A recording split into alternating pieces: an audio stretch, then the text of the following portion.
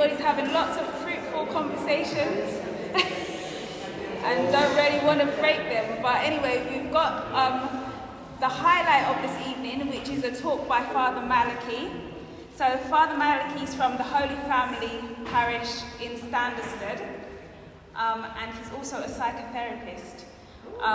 So it's going to be a very insightful talk. So we'll invite Father Malachy up here now, and so we can just say a prayer over him before he starts. So if you don't mind coming up here, Father. Is it okay here? That's it up? Yeah, that's perfect. Yeah, okay. That's good. Okay, so if we just all raise our hands towards Father. In the name of the Father, and of the Son, and of the Holy Spirit. Amen. Amen. Dear Lord, we thank you for the gift of Father Malachy. We thank you for his yes to the priesthood. We thank you for the compassion he shows to so many people, and we ask that through his talk we are inspired to follow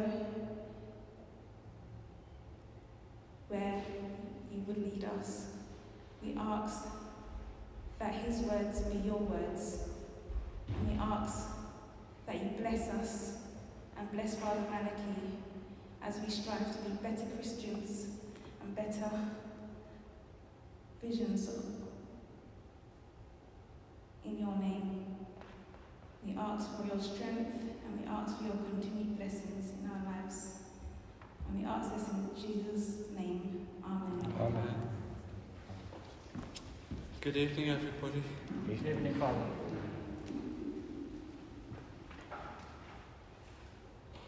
I remember going into a primary school once, and you know, what I tried to do is engage with the children. So I'd ask them questions, you know, and some of the answers are quite amusing. But sometimes, I'm thinking of one particular occasion when I felt quite at a loss to know where we go from here. I asked them, what would you like to ask me? I thought, well, get the usual questions. How old are you? And when did you want to be a priest? And all that kind of thing. And this little boy said, Father, what's your favourite emergency service? I didn't know how to answer that. So I said, well, what's yours? What's your favourite emergency service? And he said, an ice cream van.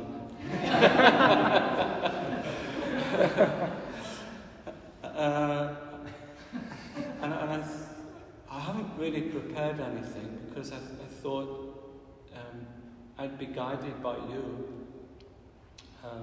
and the Holy Spirit, what we can talk about. We have about 40 minutes or so, I think. But let me tell you who I am. I'm a Catholic priest. I've been ordained 51 years. I've worked in different parts of the world: Africa, India, Latin America. I'm a psychotherapist.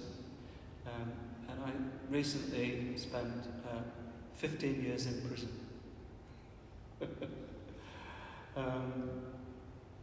And I started my criminal career in Brixton, and then became the area chaplain for all the prisons in the London area for all faiths, and that was really interesting. So I got to know a lot more about Hinduism and Sikhism and Islam and all those faiths. And then I became the national chaplain for prisons and worked in the Home Office. And now I'm a parish priest again. It's nice to be with a community in the free world, as it were. But I'm fascinated by the Incarnation. Hi, welcome. The fact that our Lord Jesus Christ was God made man has huge significance and repercussions for how we understand the way God works. The fact that God becomes human, I believe that means that all that's truly human is of God. In fact, I'd say that the divine overflows in our humanness.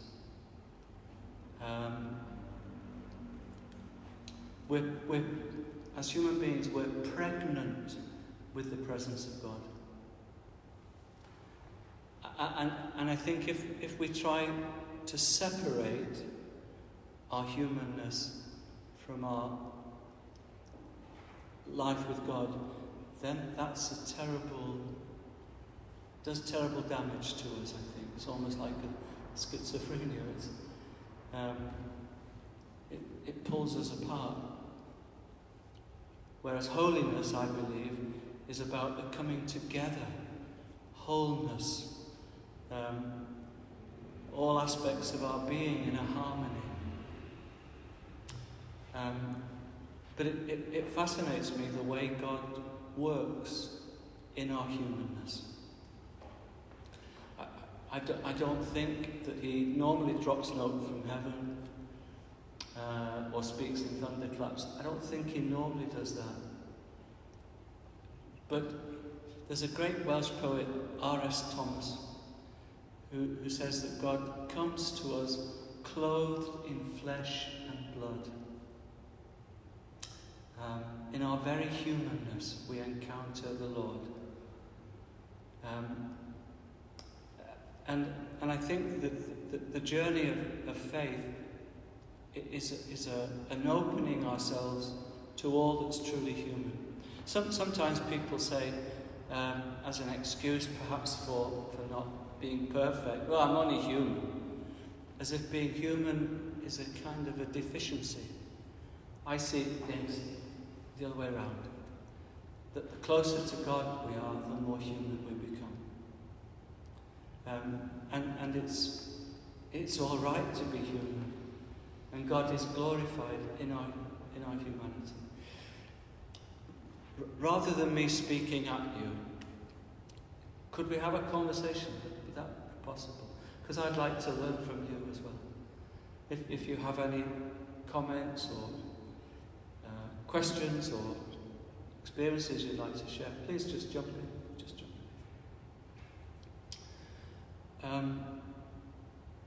Maybe I can illustrate this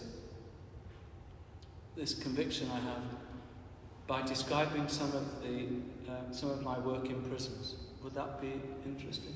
Yeah. Yes.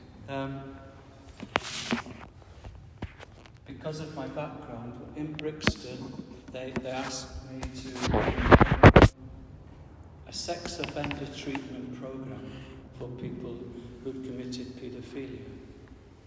There was, when I was there, a large section of the prison that was housing people who'd committed that awful crime. So I used to run a therapeutic group for prisoners who wanted to address the issues behind their offending. Could tell you a lot about that if that was interesting for you.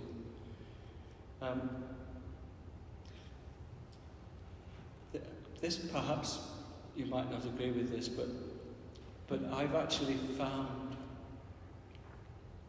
more honesty and more openness in prisons than in lots of Christian communities, including my own Catholic community.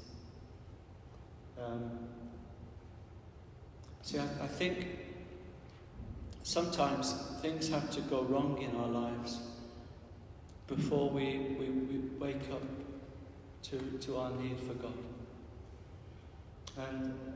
And often people in prison have come to that realization that I can't cope. I'm unable to save myself.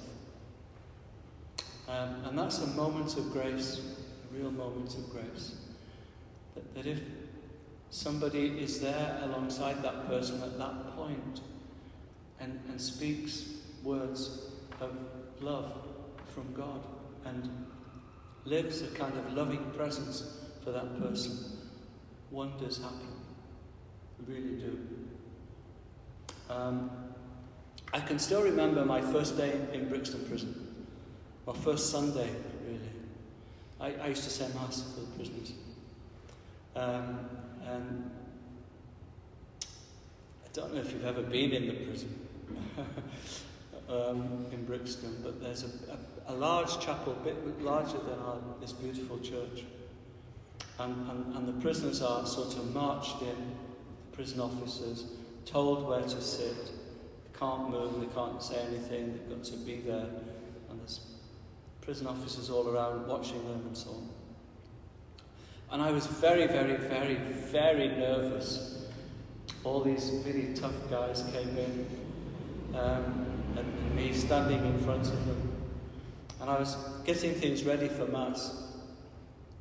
And I had some volunteers, and one of the volunteers bought some flowers. She asked me to put it on the altar, and I placed these flowers on the altar, and this chap on the front row, he must have been 10 foot, he looked about 10 foot, broad. "Hey, Father! It doesn't go there! It goes there!"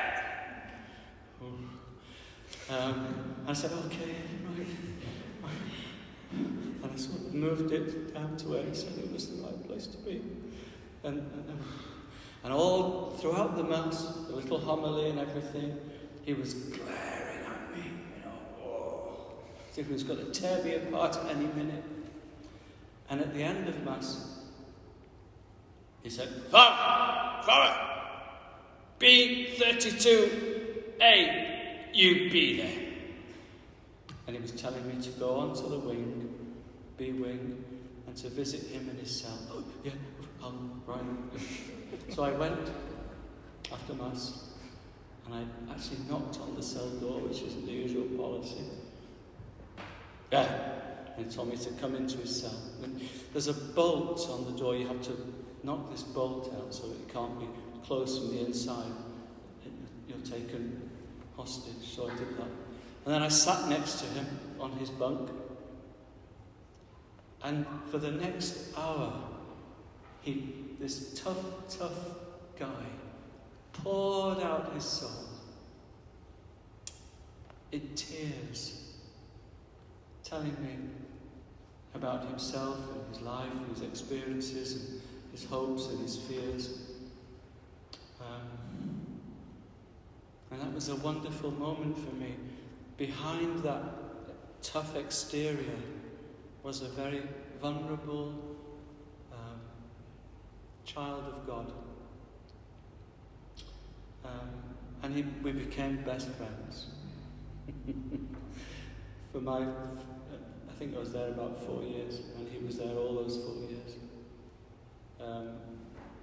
He became my guardian almost. He used to say to me, "Father, if anybody's causing you any bother, let me know, I'll sort it. If there's anything you need, Father, say it, I'll get it for you." We became really close. Why am I telling you this? Because in that humanness, the Lord was working and drawing that man to himself. We shouldn't be afraid of being human. That's my conviction. And we shouldn't be afraid of coming to him as we are. And praying as we are. Somebody came to confession once and said, "I was trying to say my night prayers, but I fell asleep, Father." As if that was a sin. That's beautiful. It's just a beautiful thing to do. You're praying to the Lord, and you fall asleep. Fall asleep in his arms. Isn't that lovely? What could be more wonderful? In our humanness. What do you think? What do you think? Is it okay to be human? Any thoughts about that? It's the only way to be human. We are human. That's right. But I think there's a kind of suggestion that spirituality is something separate. That what we do when we come to church is different than kind of what we do when we're changing nappies or washing up or at work or something. And I think if we separate these aspects of our lives, then I think that's really unhelpful. I have a question. What kind of psychotherapy school you went to, like your background? What kind of psychotherapist? Yes, because there are many schools like Gestalt, Jungenstern. Which one is yours? Yeah. Well, I did my initial training in Berkeley, University of Berkeley in San Francisco, and then continued it here in London. Cognitive behavioral therapy, psychodynamic therapy, humanistic therapy, and the different schools associated with those particular areas. And I think, I don't think we can get to know God until we get to know ourselves. I think the journey into the mystery of God is also a journey into the mystery of ourselves. That God is closer to us than we are to ourselves.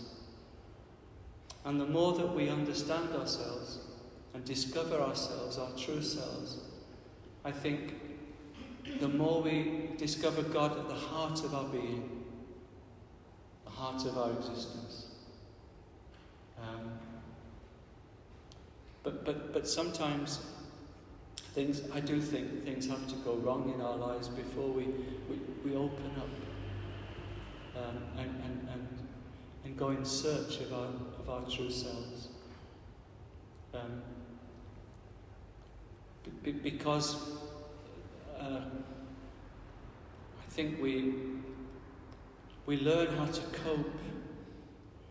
Sometimes our early life experience isn't the best for whatever reason, but we're programmed for survival, and the way that we survive is to construct ways of being that enable us to exist and to carry on. But these constructs that might have been useful years ago can still be around in later life. And prevent the real me coming out. So those kind of almost facades have to be broken before the true me emerges in my vulnerability and honesty and weakness and frailty. Would you agree with that? Yes, please. How would you start the journey into self-discovery from the beginning? That's a great question. Traditionally, in religious life, people would begin by taking a couple of years out of ordinary living.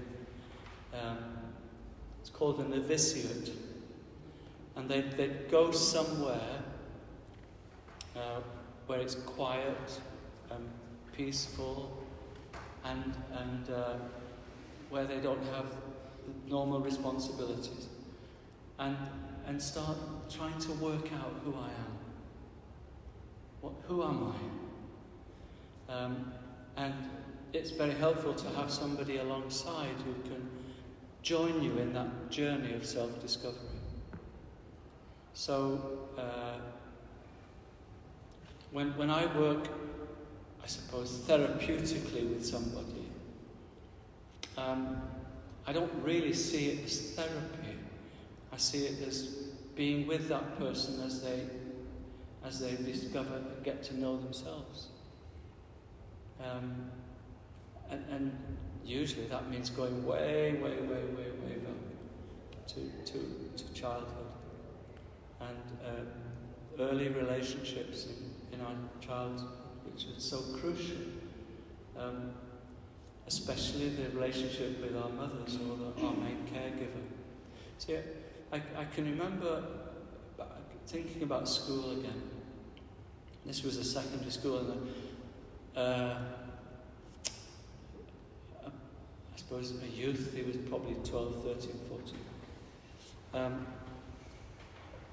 We were talking about God the Father and how much God the Father loves us and cares for us and sent his Son to rescue us and so on.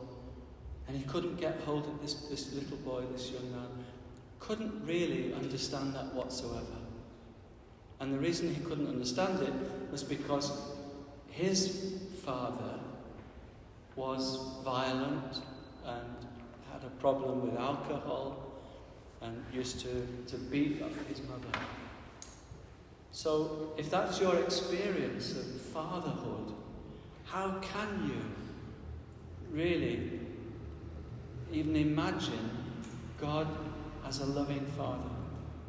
It's really hard, maybe impossible.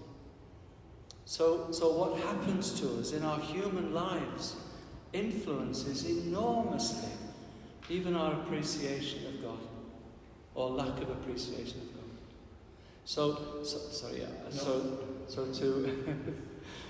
So to begin with, I invite people to try and go back into their early lives and discover what happened to them.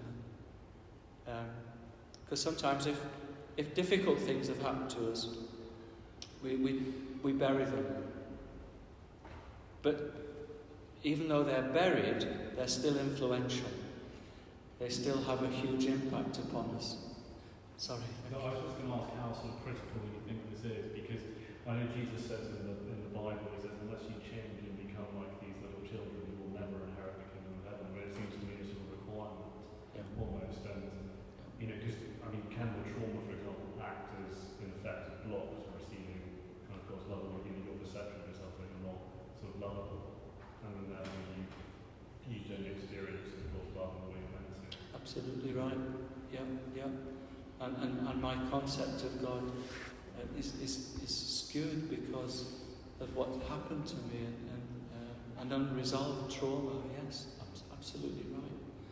So I need to know who I really am, not this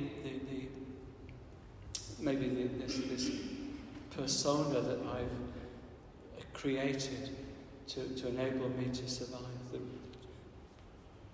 I have a question to follow up with what you just said. So, do you think it's possible to act in the world and engage with the world without an identity? Without an identity? Yeah. So, if through our lives we're constructing a sense of identity to be in the world, to survive, and then we really connect with our true self, which I guess is identityless, ultimately. Do you think it's possible to exist in the world as it is? Like, have you ever seen anyone who has? Could you expand that a little bit? Do you mean somebody fully cured of their trauma? Yeah. Really are? Like, if you're describing a personality as ultimately like a defensive structure, that's our identity, our sense of who we are, right? The ego stuff. Yeah. So these kind of defensive, ego structures. So I guess what I'm hearing you say is that the purpose of life in many ways is to connect with who we truly are, our spirit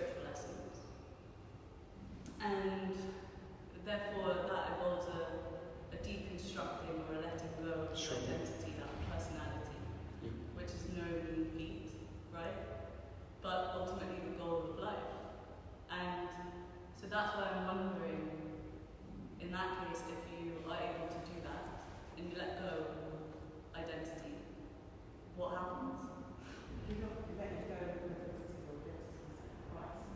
It's Jesus. So it's embracing your identity in Jesus and God.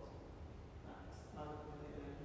Because for me, it's like that's kind of what I found is that I didn't have, me personally, I didn't have an upbringing that kind of frame. A lot of other people had, but they could construct like an identity that survives. That I had like a very kind of childish identity, I guess. I didn't know who I was until I found God. And then it's like the explosion of knowing who you really are, that kind of spiritual stuff. That's what I think about it. Yeah. I think it's the ethos that evangelizes. I think it's the atmosphere in which we live and move and have our being that shapes us. So, if I'm in a loving environment where people honour me and accept me, then I gain confidence and conviction that I can be my true self. But if my environment is demeaning and it says to me that you're not really worth listening to, or you're not, a good person, then I think I have to cope with that and find these constructs. The route into God is to deconstruct, as you say, those ways, and discovering that I'm loved by God enables me to do that. But I don't think I can discover God without you. I need somebody, and I need an incarnate presence of Jesus to come into my life, to convince me that I am lovable and that I have dignity and value and worth, and help me to take away these masks.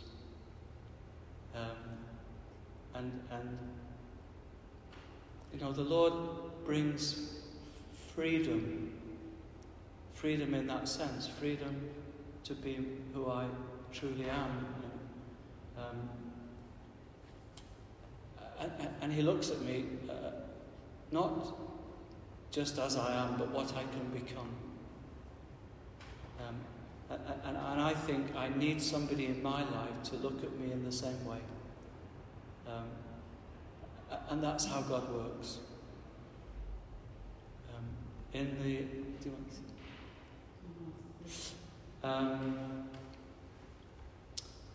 Our criminal justice system, for example, I think is built around punishment. And our prisons are overflowing. There's 80,000 children, women and men in 230 prisons in England and Wales tonight.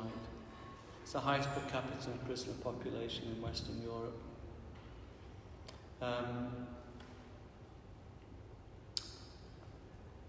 There's a huge increase in recent years of women in prison who are in prison for non-violent crimes.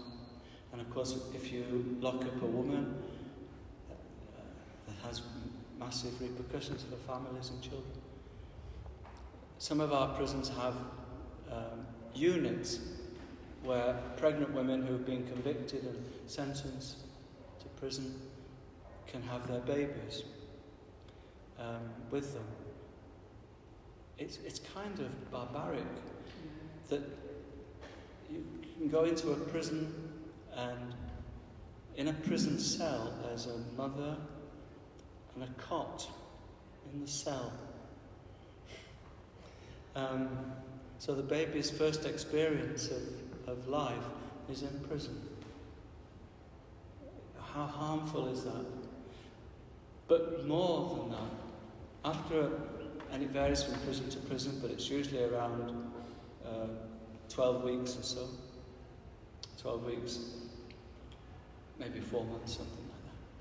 But when the bonding has taken place, often the attachment between mother and child, if mother's sentence is longer, then she loses her baby. The baby is taken from her out of the prison and given to people in the family or into social care. Can you imagine what that would do to both to mother and child?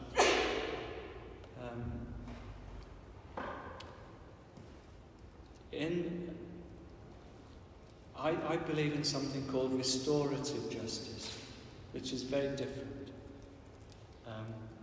Restorative justice brings people together and tries to reconnect them, to undo the damage.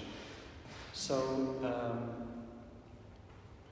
say if we're talking about people who've committed some terrible crimes,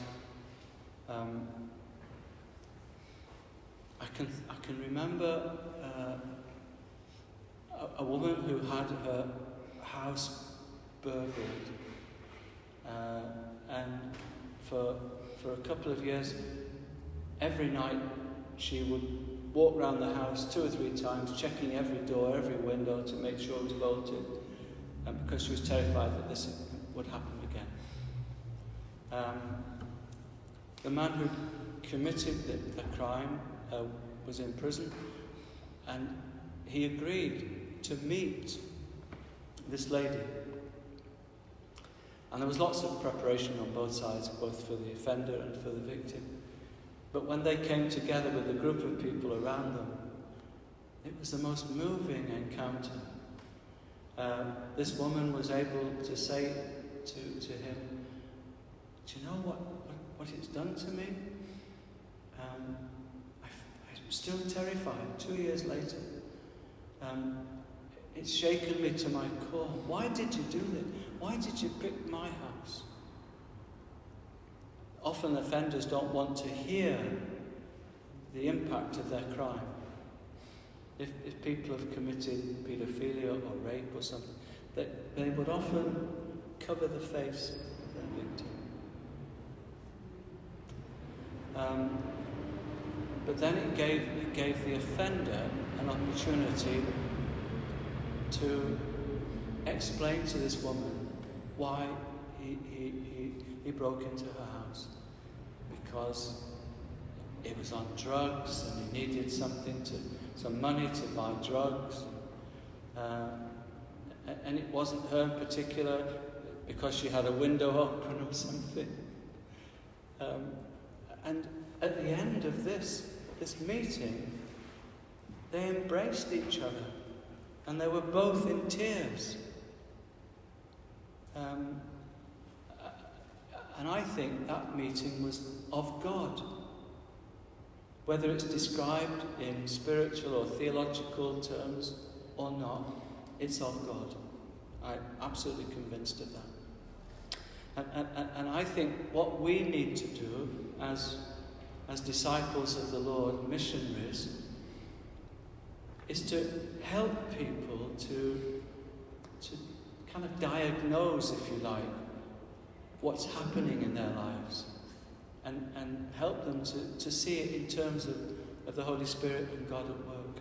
I'm sorry. Can I share something about what you said? Pardon?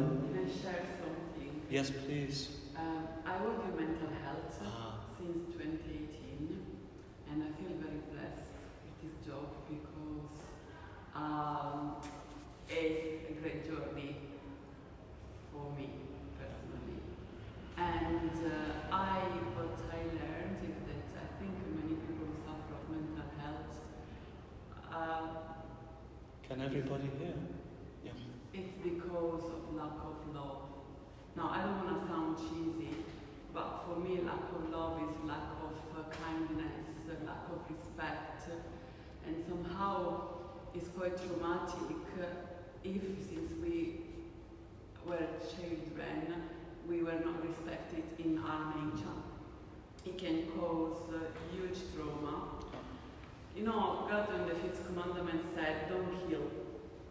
And often killing is not just a physical action, it's also verbal abuse. You were talking about the parents, but children are surrounded of teachers, friends, relatives, and are constantly attacked in their real nature. And in my experience, I learned that love, the way to show love is trust. Yes. And in the relationship of trusting, I saw many people affecting from mental health improved a lot. And I also learned, because when I jumped into this job, I was full of vice, and I didn't know that, because I thought that I was the good looking, the good kind girl, which I wasn't, because I was full of vice. And I had a relationship with a lady.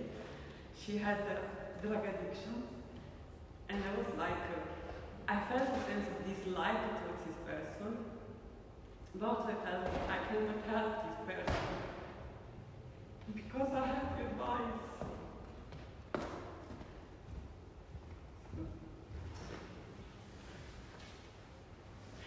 And I had to overcome this feeling, and I really learned a lot from this person.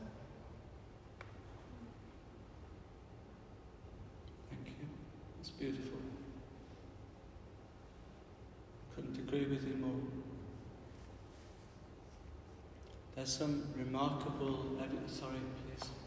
I'd like to sort of, I do have a question that's not quite the same as what you're saying down there, but it does build on what you just said, so I'm grateful that you've spoken for me. I found myself, for who knows what reason, I guess it's the Holy Spirit, ministering to people who are suffering in the same way that you ministered to people in prison who have sexual crimes. And of course that takes a great deal of grace, doesn't it? Right? And clearly the Spirit is working through you to do that. So I found myself ministering to people who would be their victims. Right? I don't have the training you've got, I haven't got the training and expertise that Daniel's got, it's just me. But they are particularly wounded because they have been abused by people in the church. Yes. Right? And I have quite a few people now that are coming to me with this. And so far, I've prayed for them. I've prayed for them. I've prayed for them. And I looked for opportunities to find a resolution within the church and the legal system. I've got nowhere. But I'm not going to give up, right? Because they wouldn't have come to me if God didn't want them to come to me. This is my reason. Now, I don't know if I'm right about that, or I don't know if I'm right or wrong about that. But I'm going to give it a go, right? Until God tells me to stop, I'm just going to, plough on with it. Great. I wondered if you've got any advice for me at all, spiritual or pragmatic, or direction-wise or anything, or even just your own insight from the ministry you're doing, which really mirrors and complements what I'm trying to do. Advice, wisdom, direction, anything, insight. I don't know about wisdom. I don't know about wisdom at all. But I can just share my own experience with you. Oh, sorry, to refer back to Danielle, you mentioned trust. Yeah. I was listening to the very wonderful post from, I'm sorry, I'm going to forget his name now, I'll just tell you, he's one of my favourites. It'll come back to me. And he often gives talks, he's charismatic, right? And he often gives talks about human development and things like that. So very much links in with your ministry. And he often says the most basic thing that human beings need, before they even get love, before they even get acceptance, before they even get into a sense of integration, the most basic thing that comes first for babies when we're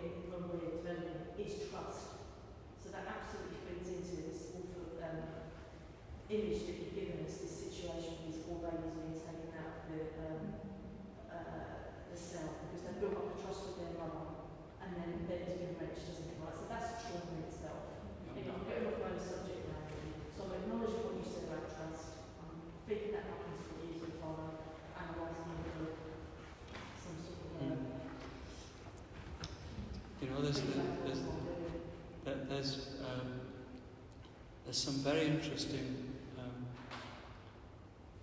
results from neuroscience. You know, we can map the brain, and because of CT scans and things, we can see structures in the brain and how they develop and grow and change.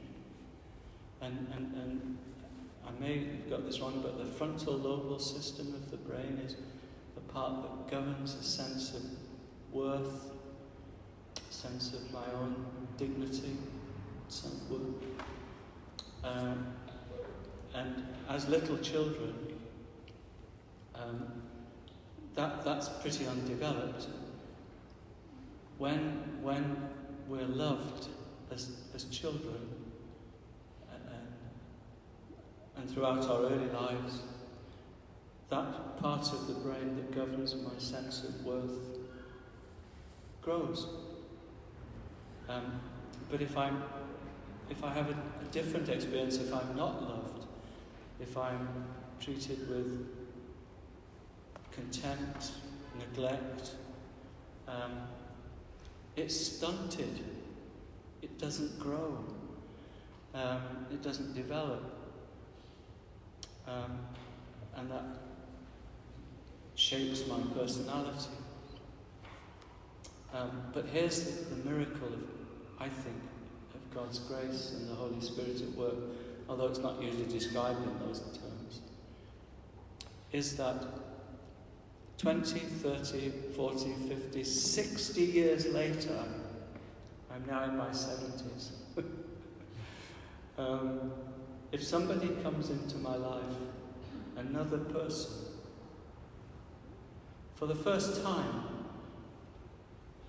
and convinces me that they like me, they love me, that they want to be with me, that I'm an okay person, guess what happens? At age 70, that part of the brain that has been stunted starts growing. And we have empirical evidence of structural changes in the brain when people are treated with kindness. There was always a suspicion that love and kindness and care has a huge impact. But now we know there are physiological changes in brain structure. Isn't that extraordinary? Because of love, as you say. Yeah, that doesn't surprise me at all, like me, because I mean, before I did this, I was working with special needs children, and I worked with some very neglected children, and you could clearly see the ones that were thriving and the ones that weren't.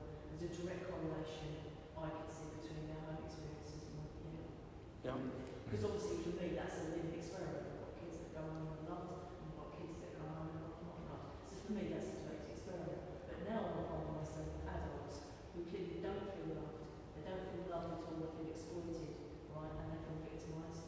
And when I've tried to encourage them to the healing that I know, I'm quite into the sacrament of healing, and prayer and adoration and things like that.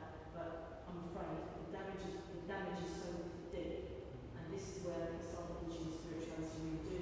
The damage is so deep. I get into church. So I don't know where to go from that really. Please. With you work in prisons, Yeah. how was the Bible received by the prisoners? Like, how did they react to reading the Bible, and did they feel connected? Feel connected to it? I think one of the interesting things about prison ministry is that you can't take anything for granted. People in prison have been deprived of so much. I mean, I see lots of victims in prison. Their family life has failed them, education has failed them, healthcare has failed them. They're victims almost as much as the people they've hurt and damaged.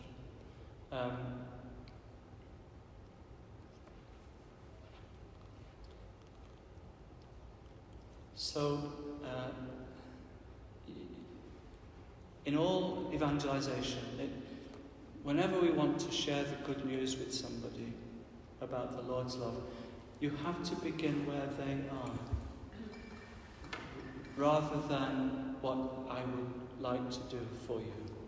You have to begin where people are. So I can remember going into young offenders' prisons.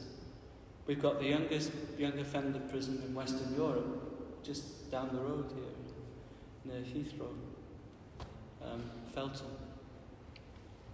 And I would go in and say Mass for these boys, really, 12 to 17-year-old boys. And I'd ask them, what would you like us to sing at Mass? And I can remember on one occasion, I said, right, we're going to start Mass now. What shall we start Mass with? Father, Father, Father. And we started Mass with, go the masses and children of the Lord.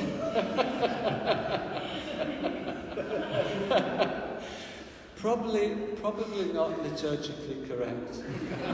I don't think that worries the Lord at all. I don't think that worries the Lord because it meant something. This was a memory from a school years ago or something that still spoke. So let's have that. And I can remember on another occasion, this was in a men's prison. There's a hymn, so light up the fire and let the flame burn. You know that hymn? Yeah. And there was one particular man singing that with great gusto. Oh, light up the fire.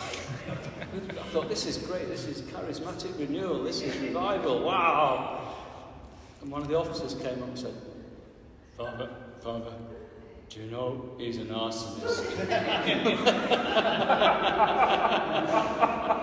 So what?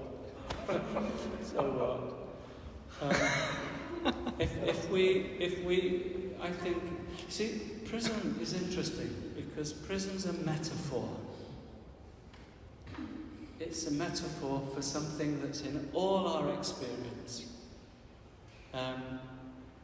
I think all of us, in some way or other, are not yet completely free. We're in some kind of little prison, all of us in some way or other. But the good news is that the Lord has come to release us, to get us out of prison, to give us new life. This belt I've got here, I've been wearing it almost non-stop for the last 25 years. It's a belt that when I began my criminal life, I had to go and collect some keys so I could get into the cells and get on the prison bricks.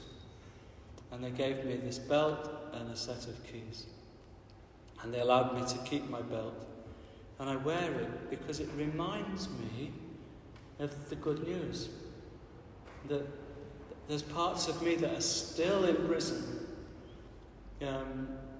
But Jesus comes to open the gates and to let me out. And the more I trust him, the more he's able to do that. And it's all about being human. It's all about being human. If there's something that holds us back from being human, we need to get that sorted. That there are folks who are afraid to speak. There are folks who are afraid to get involved. And you see it in our parishes. I'm in a parish in the Archdiocese of Suffolk, and we've got the fantastic Archbishop who's trying to get all the parishes to be missionary, for people to be involved and active and going out and sharing the gospel. It's very exciting. But But it's hard sometimes in parishes to energise people. There's a sort of passivity there. It's almost a fear of putting your head above the parapet. It's a fear of speaking. Talk about getting through the sound barrier. I invite people at Mass to pray spontaneously, to offer bidding prayers. And I can see how difficult it is for folks. Something's holding us back. And that includes as priests as well, all of us. So whatever we can do, however we can find a way forward to being more human, that's of God. That's of God. I haven't promoted it, but I have a little practice. And often priests come who are in difficulties. And just being able to talk about things to somebody that you trust, how important. And to be able to hold that person, as it were, in love and be alongside is hugely important. And we all need that in our lives. We need people to love us into life. And then when we have that love, we flourish and grow, and there's kind of like a freedom. Take love away and we diminish. So, Jesus, God made man, I think means that everything that can help me to come alive is of God. Everything. Every single thing. St. Irenaeus said, the glory of God is a human being fully alive. That's God. The glory of God, a human being fully alive. And I think that's what spirituality for me is about. Lorenzo, could you just pass me my bag? In the prisons.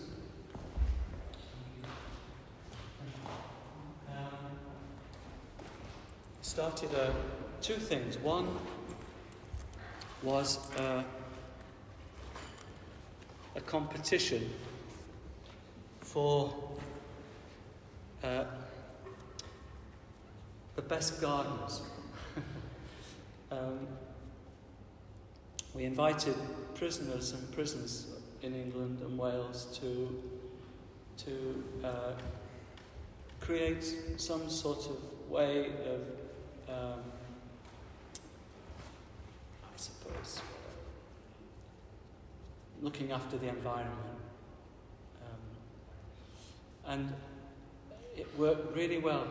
I remember the prison that won it in my last year. It was a women's prison, a place called Style, which is up near Manchester, a big women's prison. And the governor there decided to invite the RSPCA to bring into the prison damaged birds, little birds and reptiles and mammals. And in this particular prison there was a huge problem with self-harm. These women were cutting themselves to pieces. I remember seeing one woman who from the neck down was nothing but scar tissue. It was awful, awful. These poor women. But when the RSPCA brought these little damaged animals into the prison, the women nursed them back to health. And it was like a mutual healing. When they were looking after a little hedgehog or a damaged bird or a mouse or something, their faces changed and there was a serenity and a peacefulness.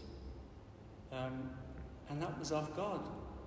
You know, the environment, the natural world heals us. Another way of understanding self, I think, is through art. And we started a competition for best pictures, as it were. And I've got some postcards. I don't know if there's enough for everybody, but if you'd like one, and they're different pictures of the winning entries. And this one, I don't know if you can see it, it's a sort of prison cell. And there are 3 men in this prison cell. Everything's dark and gloomy. But on the table looks like a plant and a sort of green shoot coming up, which is a wonderful sign of hope. Different pictures. I think that's quite an interesting one. Mother and child.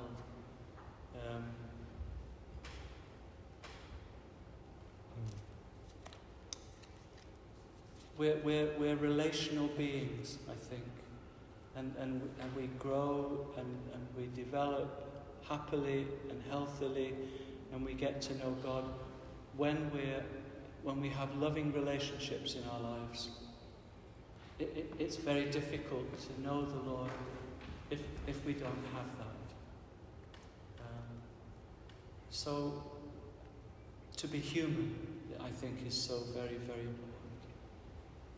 I think that's probably gone over time, but I'll leave these here if you like. So, Thank you. there we are.